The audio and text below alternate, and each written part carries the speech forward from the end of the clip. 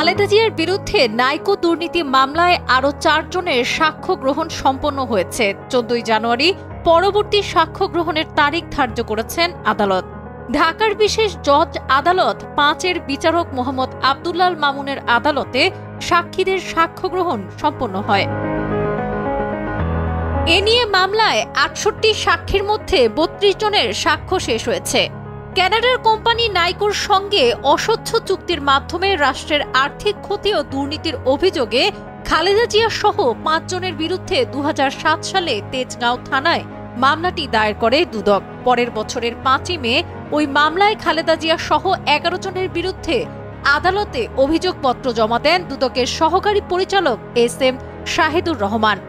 অভিযোগপত্রে প্রায় 13,777 কোটি টাকার রাষ্ট্রীয় ক্ষতির অভিযোগ আনা হয়।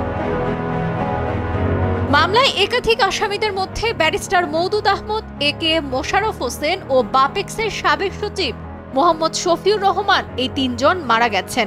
তাদের মামলা থেকে অব্যাহতি দেয়া হয়। আজকে আমাদের ব্যাংকের স্ট্যান্ডার্ড চার্টার্ড ব্যাংকের একজন সাক্ষী হাফিজুর রহমান সাহেব, উনি সিনিয়র ব্যাংক কর্মকর্তা, প্রধান উপদেষ্টা কার্যালয়ের একজন সাক্ষী এবং আরেকজন জব্দ তালিকার সাক্ষী, একজনকে টেন্ডার করা হয়েছে। এই পর্যন্ত 32 জনের সাক্ষীর সাক্ষ্য নেওয়া হয়েছে। আমাদের প্রাণপ্রিয় নেত্রী দেশনেত্রী বেগম খালেদা জিয়ার বিরুদ্ধে কোনো সাক্ষী এই 32 জনের মধ্যে কেউ বেগম জিয়ার বিরুদ্ধে কোনো অভিযোগ উত্থাপন করেন নাই। আপনারা জেনে খুশি হবেন যে আমাদের দেশনেত্রী বেগম খালেদা জিয়া তিনি অনেক দিন অসুস্থ থাকার পরে এখন কিছুটা তিনি সুস্থ বোধ করছেন এবং তার পক্ষে আমাদের আইনজীবীরা আমরা হাজিরা দাখিল করি। আগামী 7 তারিখে তিনি চিকিৎসার উদ্দেশ্যে তিনি লন্ডন যাত্রা করবেন।